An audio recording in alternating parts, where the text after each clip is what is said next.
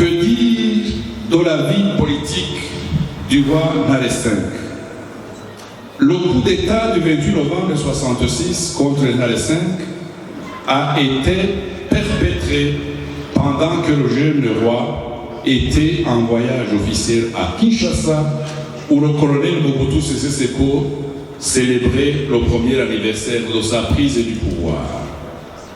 Après son renversement, Nare V s'est exilé à Munich en Allemagne, laissant derrière lui sa mère, la reine Baramaraye, dépossédée de son rang et de tous ses biens, comme cela transparaît à travers les auditions et les enquêtes déjà réalisées par la CVR. À travers ces agissements, le président Michombero est resté inquiété par Nare V, qui, pense-t-on dans l'opinion, symbolisait encore la monarchie. L'exil du roi Nare V hantait toujours les esprits du pouvoir en place à Bujumbura, pour en finir définitivement avec ce jeune roi en exil. Un plan d'extradition a été concocté par le pouvoir du président Michel Michombero. Pour exécuter ce plan, le ministre des Affaires étrangères, Artemon Sibananiye, a effectué plusieurs missions visant à convaincre Nare de rentrer au pays.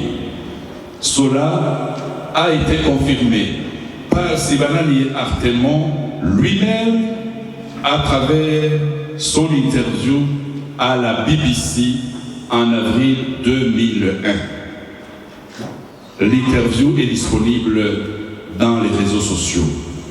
Sibananiye Artemon a dit qu'au cours de l'un de ses déplacements à Bruxelles, pour une réunion de la commission mixte belgo-burundaise du 13 au 17 mars 1972, il a croisé du regard dans un hôtel l'ex-roi Charles-Élie et qu'il a appris ensuite l'arrivée de celui-ci en Ouganda de la part du chargé d'affaires à l'ambassade du Burundi à Kampala, Pierre Mundwa. En date du 25 mars 1972, Sibananiye Artemon est en mission en Ouganda, où il demande une audience au président Idi Amin Dada pour lui dire que Nare V n'est plus le Mohamed du Burundi.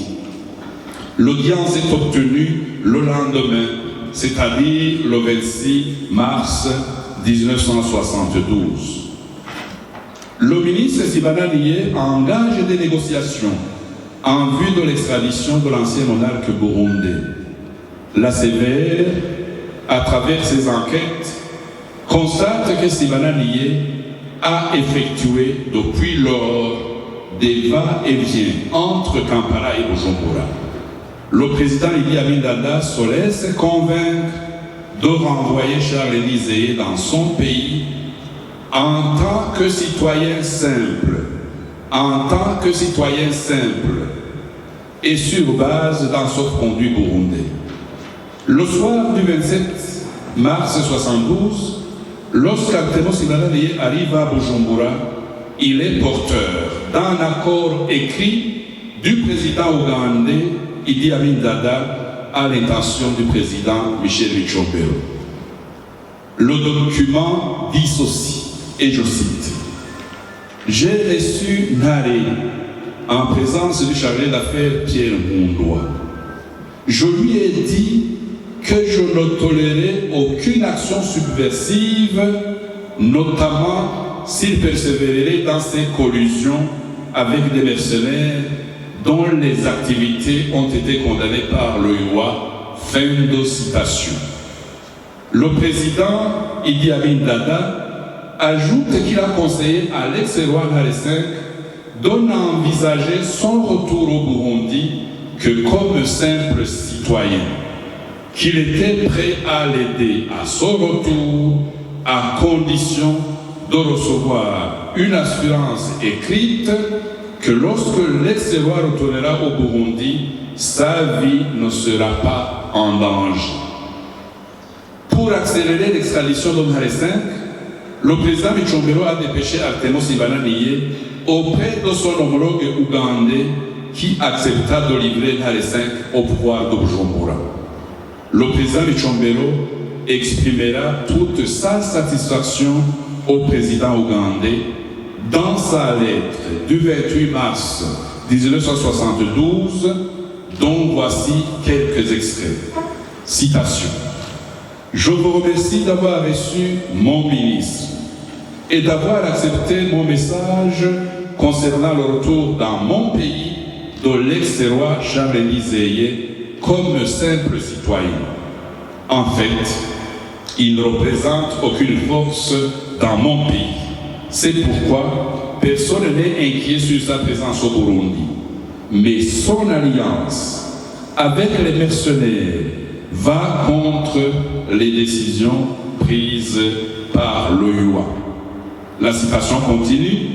C'est pour cette raison que nous devons l'éloigner de la criminelle entreprise dirigée contre mon pays et contre l'Afrique indépendante. Votre Excellence peut être assurée qu'aussitôt que Charles-Élie Zéyé entrera dans mon pays, il sera considéré comme tel et sa vie et sa sécurité seront assurées. Fin de citation. Le même jour du 28 mars 1972, le ministre Sibana-Nié réquisitionne le DC-3, c'est un avion DC-3 de la compagnie Stab, un avion piloté par des Français. Et il repart à Kampala en compagnie du commandant Joseph Gouri, nommé fraîchement chef de cabinet militaire du président Michombero. Artemo Sibana-Nié est porteur de ce message du chef de l'État burundais qui vaut un sauf-conduit.